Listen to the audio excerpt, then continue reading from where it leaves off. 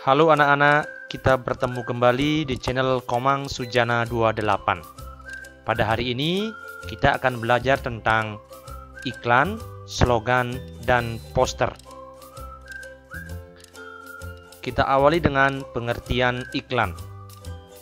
Dalam Kamus Besar Bahasa Indonesia, iklan diartikan berita pesanan untuk mendorong, membujuk halayak ramai agar tertarik pada barang dan jasa yang ditawarkan.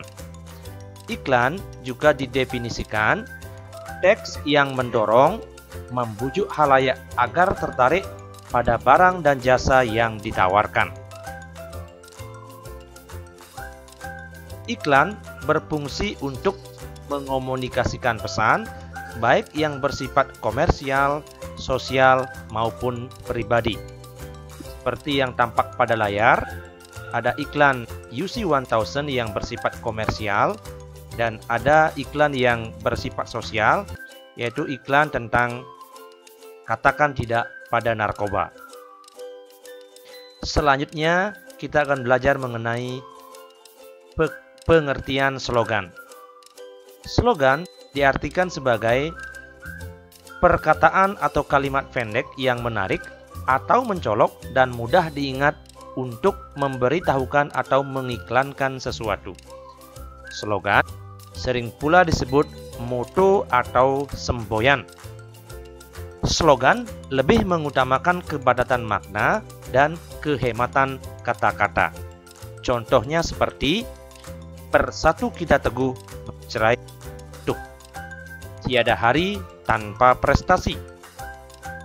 Today a reader, tomorrow a leader. Kalian bisa mencari contoh-contoh slogan yang lain. Selanjutnya tentang pengertian poster. Poster dapat diartikan plakat yang dipasang di tempat umum berupa pengumuman atau iklan. Poster hampir sama dengan iklan. Isinya mengandung pesan kepada halayak. Namun, poster lebih tertuju pada tempat pemasangannya di ruang-ruang terbuka, misalnya pada dinding-dinding, aula, tembok, pasar, dan tempat-tempat lainnya. Persamaan iklan, slogan, dan poster. Sama-sama teks persuasif yang mengandung pesan kepada halayak, dan yang kedua, tujuannya sama-sama untuk membujuk halayak berbuat sesuatu. Perbedaan iklan, slogan, dan poster. Iklan memadukan unsur gambar dengan kata-kata, gerak, dan suara, serta ditemukan di media massa. Slogan mengutamakan unsur kata-kata, sedangkan poster mengutamakan kekuatan gambar dan kata-kata serta dipajang di tempat-tempat umum. Anak-anak sekalian, marilah kita mendalami tentang teks iklan. Kita mulai dari unsur-unsur pembentuk iklan. Yang pertama adalah sumber. Maksudnya, pemasang iklan yang berinisiatif dan penyandang dana dari pemasangan suatu iklan.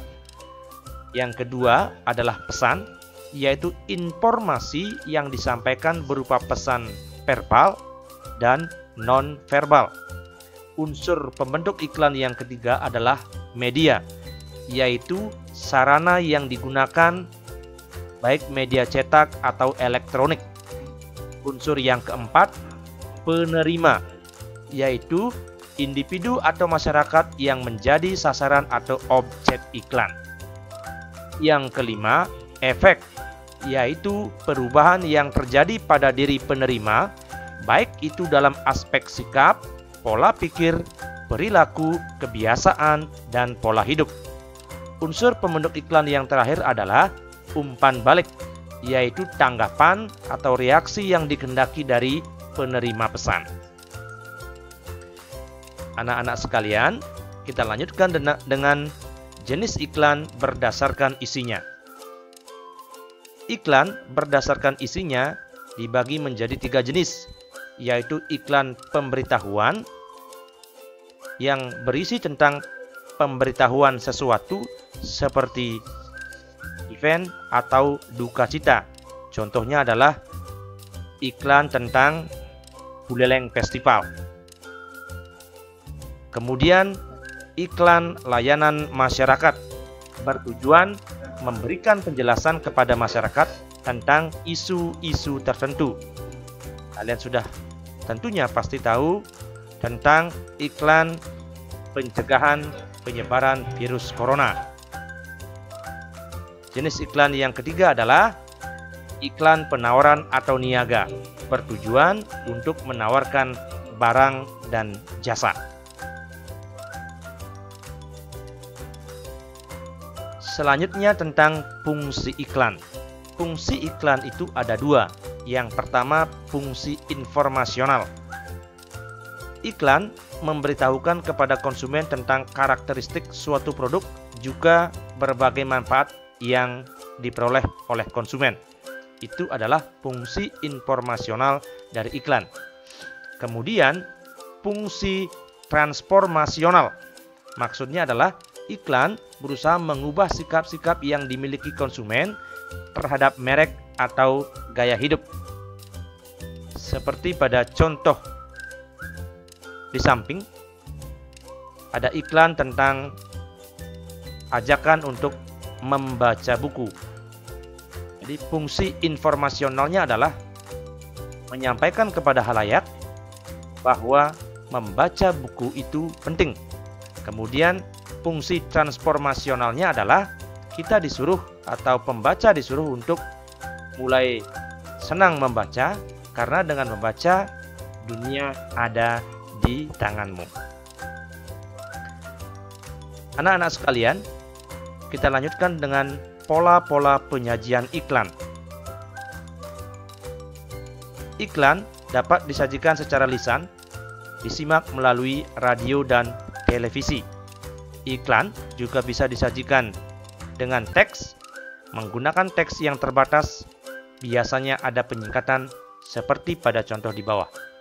Iklan yang disajikan dengan teks yang ada penyingkatan, contohnya, dijual tanah luas 2 are, lokasi di Jalan Pulau Buton, hubungi Bapak Sartono 087 763 34557.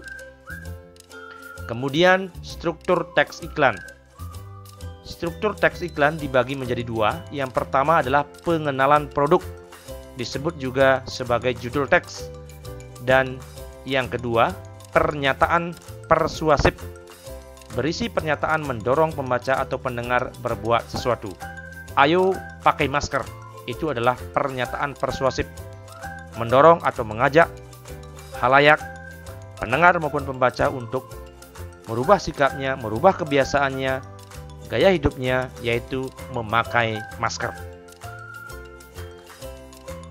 Selanjutnya, tentang kaidah kebahasaan teks iklan. Yang pertama, teks iklan itu memuat pernyataan yang bersifat imperatif.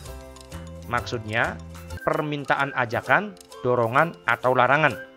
Ditandai dengan kata-kata seperti hadirlah, ayo, jangan, marilah, dan lain-lain. Selanjutnya, bahasa yang sederhana dan mudah dipahami.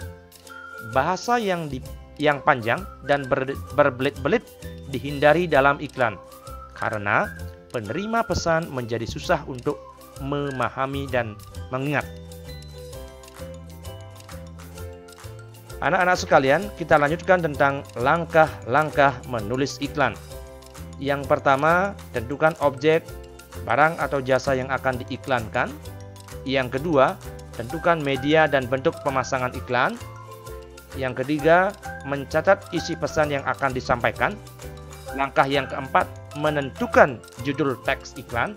Langkah kelima, menulis pernyataan persuasif. Langkah keenam, membaca dan meneliti kembali teks iklan tersebut.